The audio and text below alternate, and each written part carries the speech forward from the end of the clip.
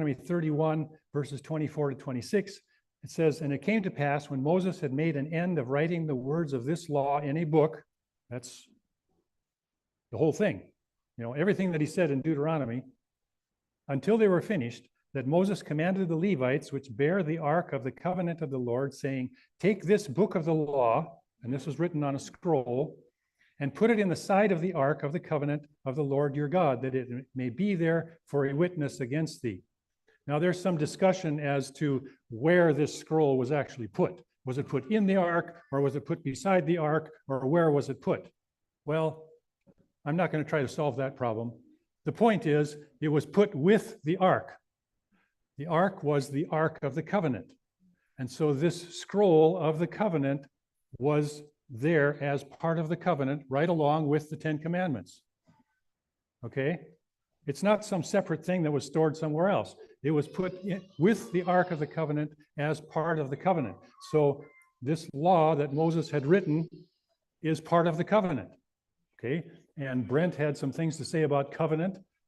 There's a lot of things involved with all of that. One of the things that the people were instructed, or that Moses told the people, is in Deuteronomy 17, verses 18 and 19, which I don't have on the screen, but Moses told the people, "It shall be," he's talking about the king that they would eventually have, "It shall be when he sitteth upon the throne of his kingdom, that he shall write him a copy of this law in a book." So the king was supposed to make his own copy of that law, his own personal copy for his own library, so that he would know how to run his own life and how to run the life of the kingdom. And that was the book of the law that was discovered, supposedly discovered, when Josiah was the king. The book of the law was discovered. They took it out of the dustbin and brought it out. And when Josiah read what was in there, it got him really upset. And he said, "We haven't been following this." And so he brought it out to the people, and they read the law, and there was a great revival. Well, at the time of Ezra and Nehemiah, basically the same thing happened. They brought out the book of the law and read it to the people, and they had a revival. They needed to be reminded of the things that were in the Torah. Okay. I brought up the question, is there a difference between the law of Moses and the law of God? Well, let's look at some verses. Nehemiah 8, verse 1 and 8. It says, "And all the people gathered themselves together as one man into the street that was before the water gate, and they spoke to Ezra the scribe to bring the book of the law of Moses, which the Lord had commanded to Israel." So they read, this is verse 8, so they read in the book of the law of God distinctly and gave the sense and caused them to understand the reading. So it's calling it the law of Moses and the law of God for the same thing. And that's what they were reading. It's the law of Moses and the law of God all put together. Those verses basically combine those two things. Okay, another verse. Joshua 23, verse 6 and 7. "Be ye therefore very courageous to keep and do all that is written in the book of the law of Moses, that you turn not aside therefrom to the right hand or to the left, that you come not among these nations, these that remain among you, neither make mention of the name of their gods, nor cause to swear by them, neither serve them, nor bow yourselves unto them." Here it's referring to things that are in the Ten Commandments, the first and second commandment, and calling it the law of Moses. Well, now we would call that the law of God, but this is calling it the law of Moses. So those terms are interchangeable, okay? Another one. 1 Kings 2, verse 3 and 4. "And keep the charge of the Lord thy God to walk in his ways, to keep his statutes and his commandments and his judgments and his testimonies, as it is written in the law of Moses." And basically it's saying the charge of the Lord is the law of Moses. Okay.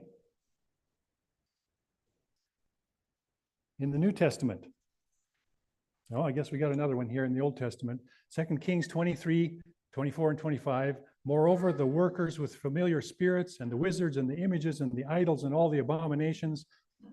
It's talking about all kinds of things that were forbidden in the first and second commandment. And then down at the end there, it says, according to all the law of Moses. So the 10 Commandments is the law of Moses just as much as it's the law of God. Now we'll go to the New Testament. This is talking about Mary and Joseph right after Jesus was born. And it says, when the days of her purification, according to the law of Moses, were accomplished, they brought him to Jerusalem to present him to the Lord, as it is written in the law of the Lord. There it's saying the law of Moses and the law of the Lord are the same thing. And what they were told to do is every male that openeth the womb shall be called holy to the Lord. It was dedicating the firstborn to God. And this is in the law of Moses, law of God, either one, doesn't matter which you call it, it's the same thing. And then it goes on and says, and to offer a sacrifice according to that which is said in the law of the Lord. The law of the Lord, okay.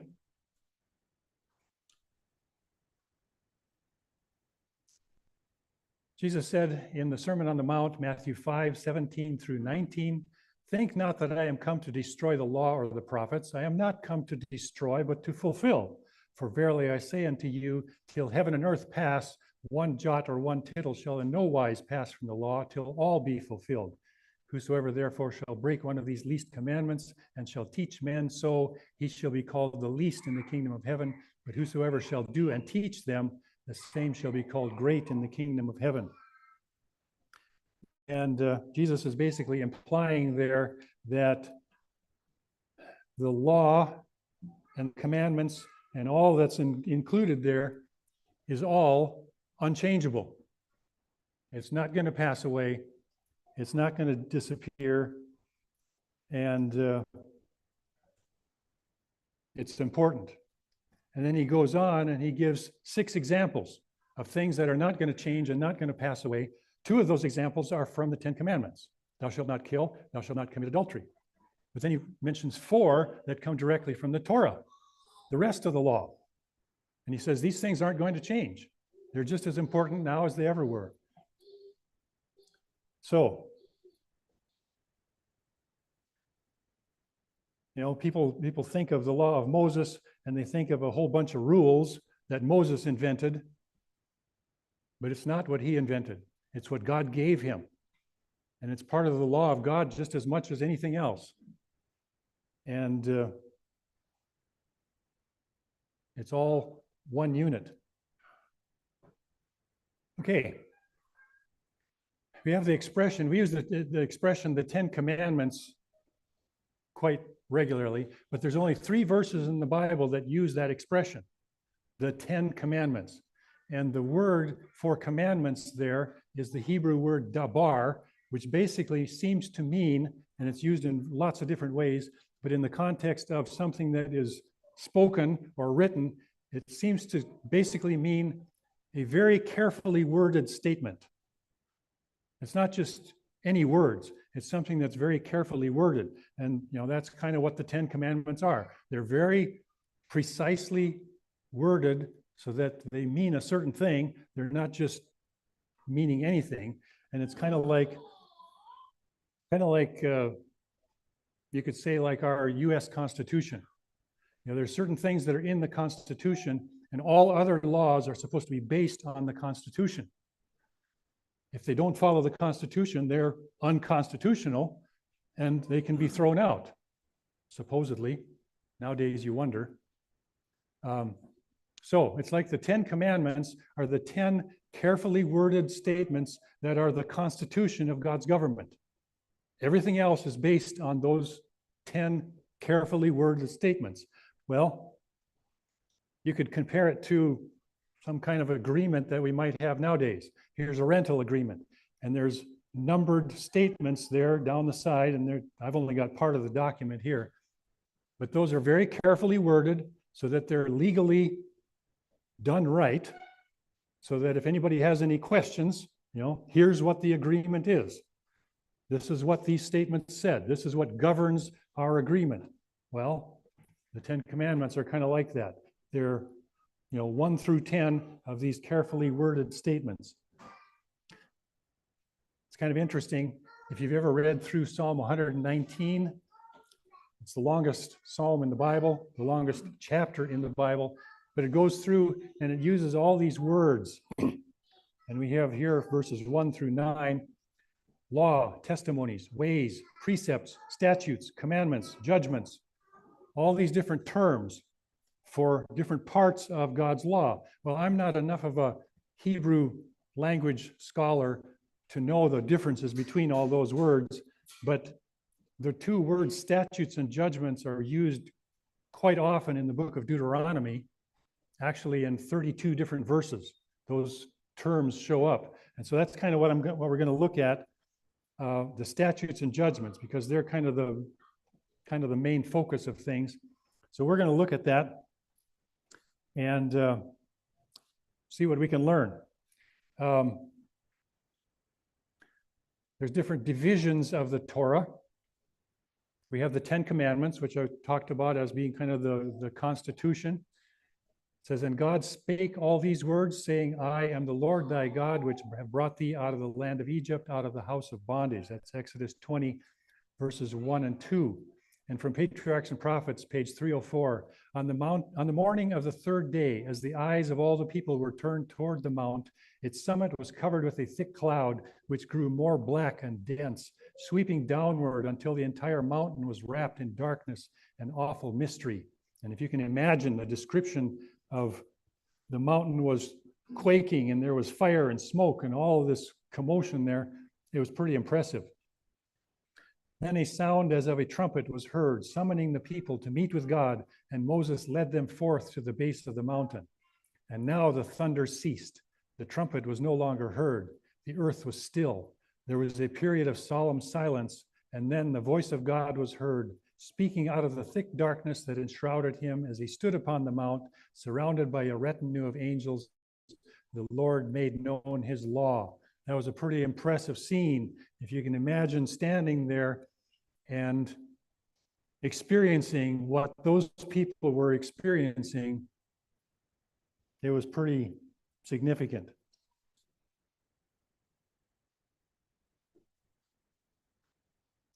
And the people got scared. Exodus 20, verse 19, after God gave them the 10 Commandments, they said to Moses, speak thou with us and we will hear, but let not God speak with us lest we die. It really made an impression on them. And then, so Moses said, okay, we'll do it that way. And then verse 21, and the people stood afar off, and Moses drew near unto the thick darkness where God was. You know, the people were terrified, but Moses went right up to where God was speaking from. You know, later on in the New Testament, Paul does say that Moses said, I greatly fear and quake. So Moses was afraid too. I mean, that was a pretty impressive situation. But he wasn't so afraid that he backed off. He went up to where God was, and God gave him the rest of the things that he wanted to say to the people. From the Review and Herald, May 6, 1875. In consequence of continual transgression, the moral law, the 10 Commandments, that's what we think of as the moral law. The moral law was repeated in awful grandeur from Sinai. Christ gave to Moses religious precepts which were to govern the everyday life. These statutes were explicitly given to guard the 10 Commandments. So the statutes are part of the moral law, but they expand on that. And they were precepts which were to govern the everyday life, and they were to guard the 10 Commandments. They were not shadowy types to pass away with the death of Christ. They were to be binding upon man in every age as long as time should last. These commands were enforced by the power of the moral law, and they clearly and definitely explained that law. So, the statutes were religious precepts given to guard the 10 Commandments. Now we think of statutes. Have you ever been in a law library and you see these shelf after shelf of books of laws? Those are statute books. We shouldn't be afraid of statutes. They're just elaborations on more basic laws. You know, it's sort of like our speed limit laws. You know, the basic principle of driving at a certain speed is drive at a safe and prudent speed. That's the basic law. Well, you have different situations that you're driving in. If you're driving in a residential area or driving in a school zone, speed limit is probably 10 miles an hour. If you're driving in a residential area, it might be 25. If you're driving on a state highway, it might be 65. If you're on an interstate, depending on which state you're in, it might be 70, 75, 80, Well, those are kind of like statutes that explain if you're in this situation, this is how you apply the law. If you're in this situation, it might be a little different. Well, that's what the statutes were. They were different situations, different explanations, depending on what your situation happened to be. Here's how to apply the 7th commandment in this situation. Here's how to apply the 9th commandment in this situation. They're just elaborations on how to apply the laws. And we're talking about religion. We sometimes think of religion as, well, that's what you do when you go to church, or that's what you do when you're having your devotions. Well, Review and Herald, February 14th, 1888. True religion works out the principles of God's law, love to God and love to man. Religion is something more than a profession, something deeper than an impulsive feeling. It is doing the will of God. Religion is your whole lifestyle. It's how you live every day, no matter who you're with or where you are. So the statutes, being religious precepts, are to govern you wherever you are. If you're in a situation that this applies to, here's how to live your life. That's what the statutes are for. Okay. Judgments. From Patriarchs and Prophets, page 310. The minds of the people, blinded and debased by slavery and heathenism, were not prepared to appreciate fully the far-reaching principles of God's 10 precepts. That the obligations of the Decalogue might be more fully understood and enforced, additional precepts were given, illustrating and applying the principles of the 10 Commandments. These laws were called judgments. So we talked about statutes, now we're talking about judgments, both because they were framed in infinite wisdom and equity, and because the magistrates were to give judgment according to them. Unlike the 10 Commandments, they were delivered privately to Moses, who was to communicate them to the people. So you can kind of think of the judgments as being legal precedents. If you have a legal case and this is the situation, here's what you do about it. Okay, that's kind of generally what the judgments were. It's how to deal with legal situations.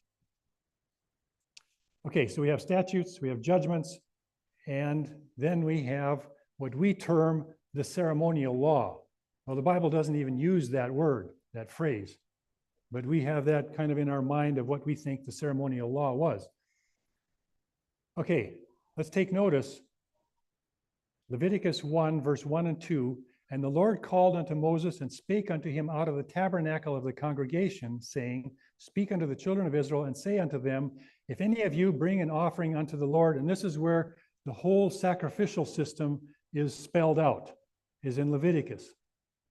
Okay, but take notice that God called to Moses from the tabernacle of the congregation.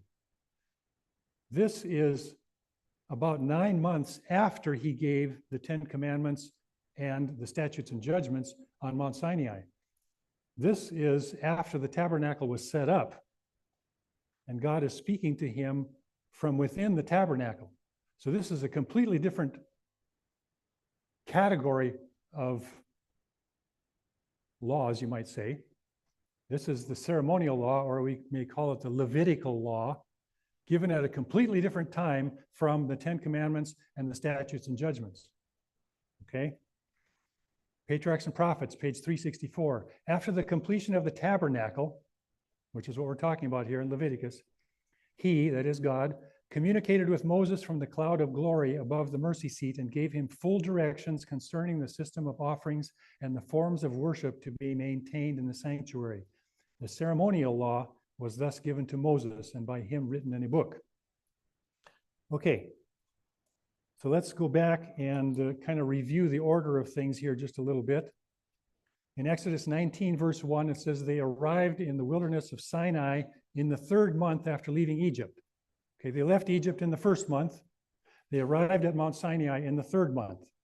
And that's when God came down on the mountain and spoke the 10 commandments. And then he met with Moses to give him the statutes and judgments. And according to Jewish tradition, that event was Shavuot, or what we call Pentecost, which is usually the 6th day of the 3rd month, usually right in there.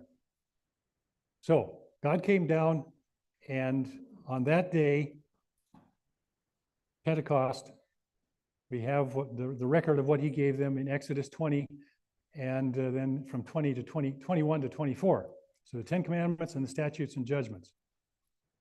Then, after God had given all of that, and Moses brought the 10 commandments written in stone, he also got instructions for the tabernacle, all the blueprint, everything that he needed to know for them to set up the tabernacle. And that comes in Exodus 25 through 31. Then when we get to Exodus 32, Moses he was still on the mountain, and all of a sudden God interrupted what was going on there and said, you got to get down. The people have corrupted themselves. They made the golden calf and all that. So Moses had to come down and deal with the golden calf. That's in Exodus 32 through 34. And then he went back up on the mountain, got the 2nd copy of the 10 commandments, came down again, and that's when they started actually constructing the tabernacle.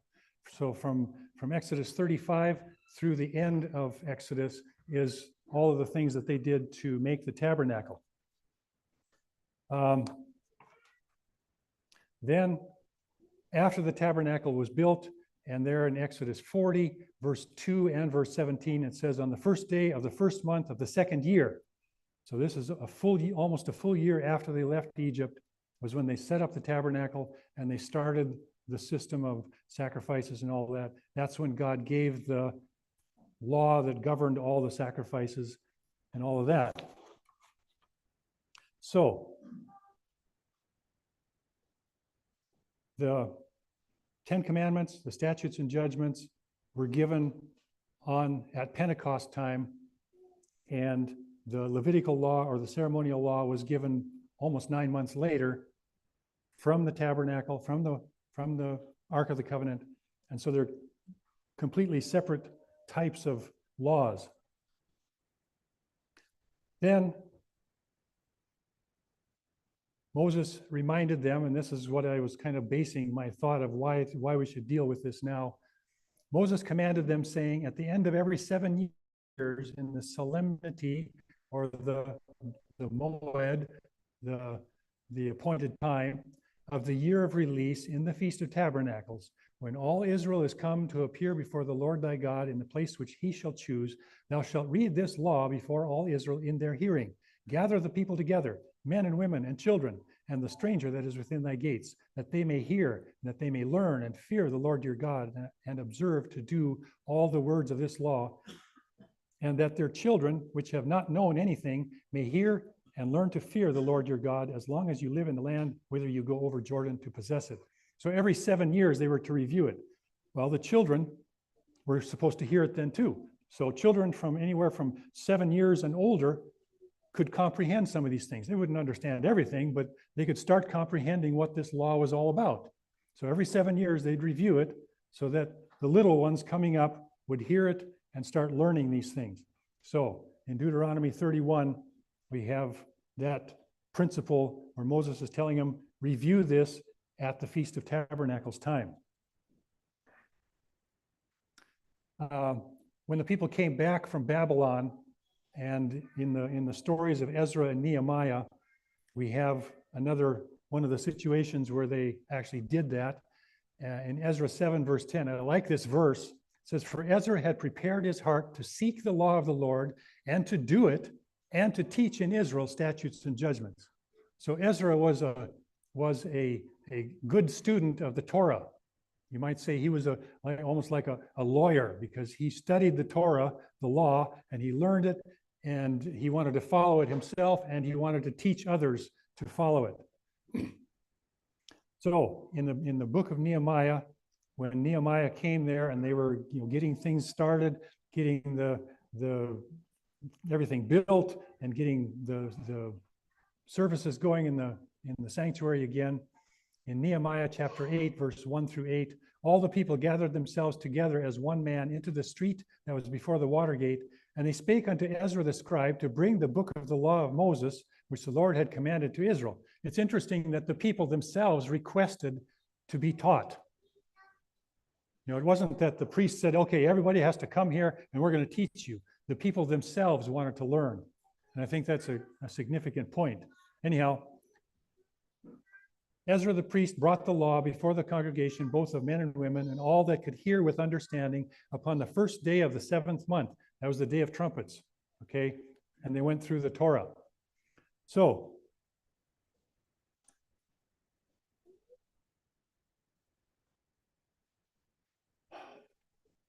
I'd like to mention a couple things here that Ellen White says about the book of Deuteronomy.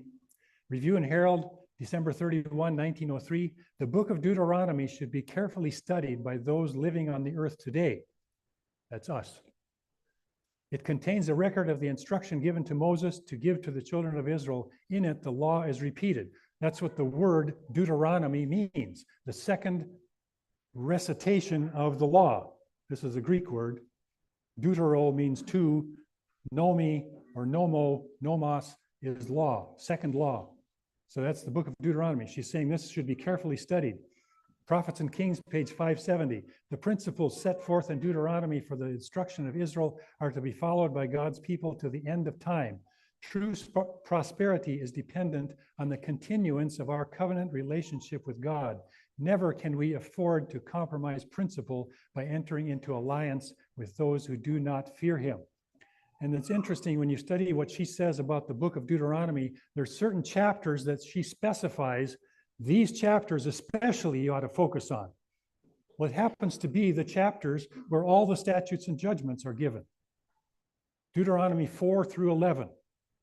That's where Moses repeats the statutes and judgments.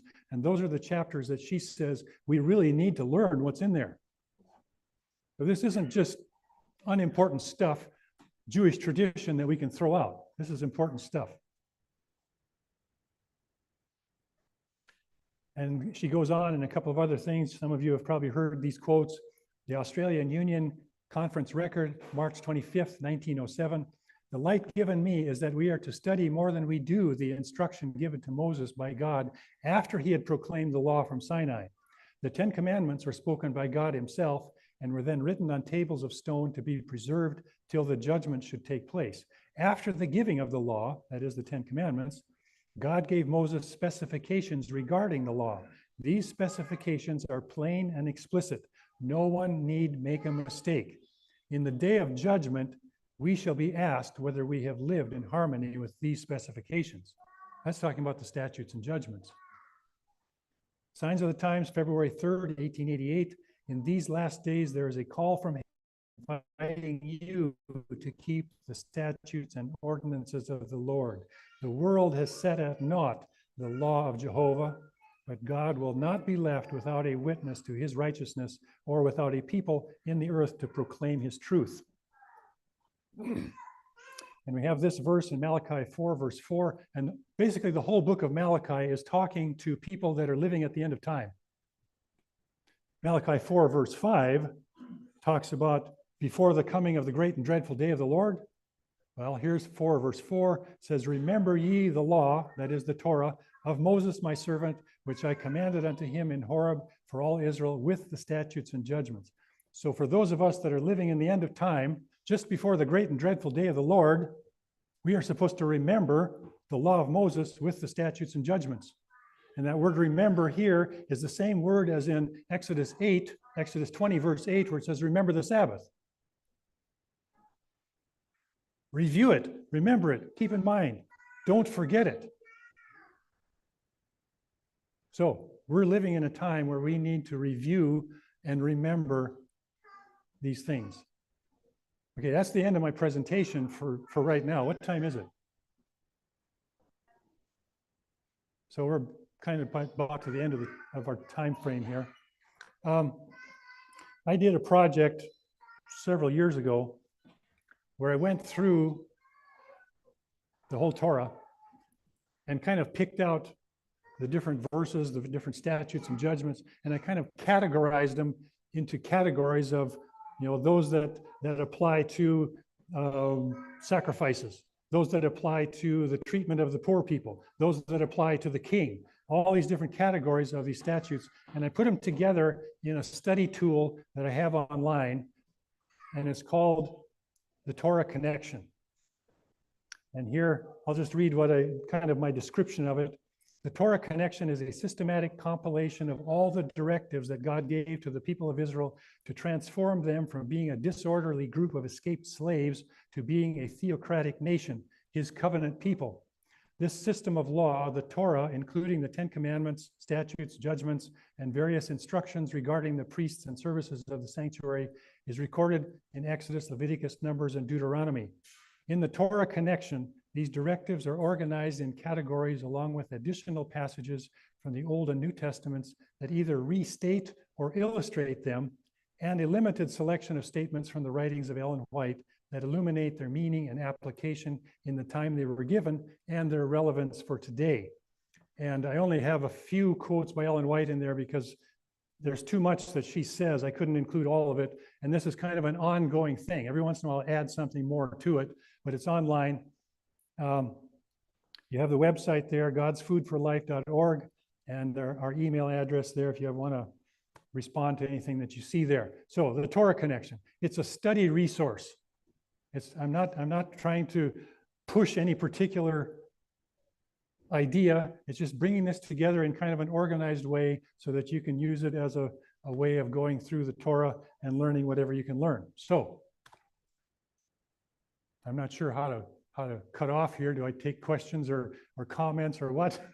But anyhow, I have 2 more presentations on the Torah, and I'll be giving them on, I think, Tuesday and Wednesday. So.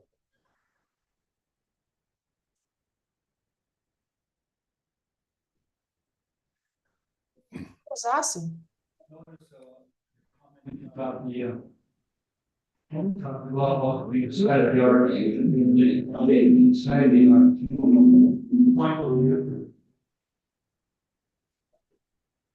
both are in art. If you can repeat it, people there can't hear. Yeah, he just commented that the Ten Commandments are said to be in the art, and the scroll of the law was the expression is inside of the ark. Well, they're both within the ark in the most holy place. So they're part of the covenant. Yeah. Keith, can you turn off your mic? Because I'm not able to hear. You went outside of the ark and the church is not being good.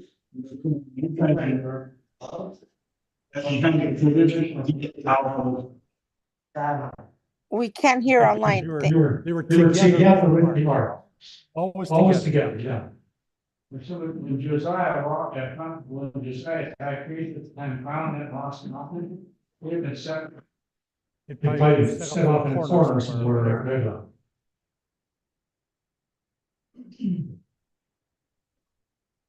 So.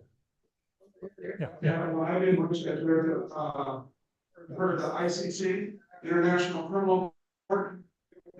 It was made by a statute by the statute in 1998 on penal statute in 2002. Well, I took an example today. Use statutes to make things. Yeah, the word statute isn't a scary word. It's just the way our laws are. It's a term of our laws, the statutes.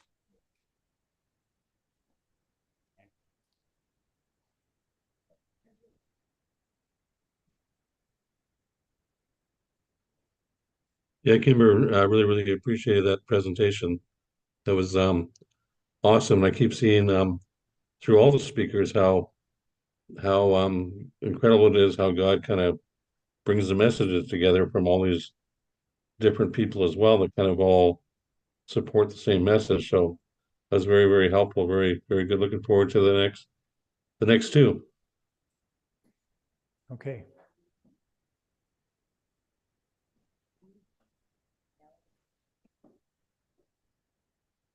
How do I do that?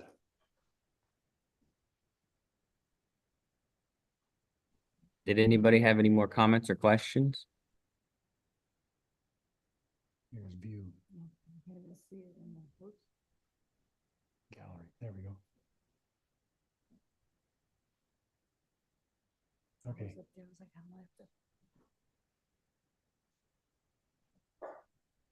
I will add, and I think you, I don't know if you mentioned it, and I think everybody already knows this, but when Ellen White explains that the statutes are not shadowy types pass away, but they clearly and definitely explain the moral law. And that's what you just said. And that's just, yeah, that's standard, but it's very good to explain it like you did. You explained it very well. I like that.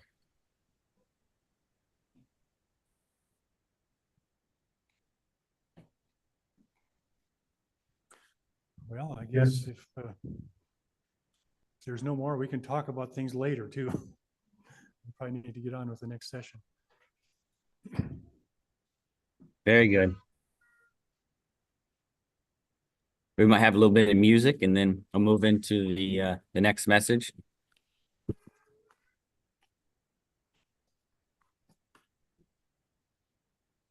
might mute yours. Yeah.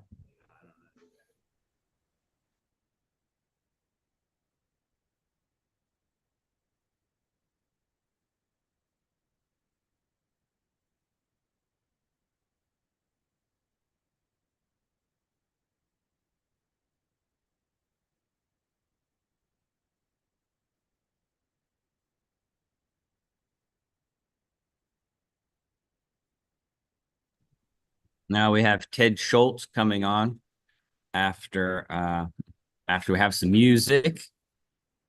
And he's going to be, his title is Jerusalem and the Church. And then after him at 11 will be the Covenant Code with Brent Meikle. So we're going to restart the YouTubes and all that jazz. And then Mr. Ted Schultz will start at 10. So make sure you come back on YouTube if it disconnects you or anything or anywhere else.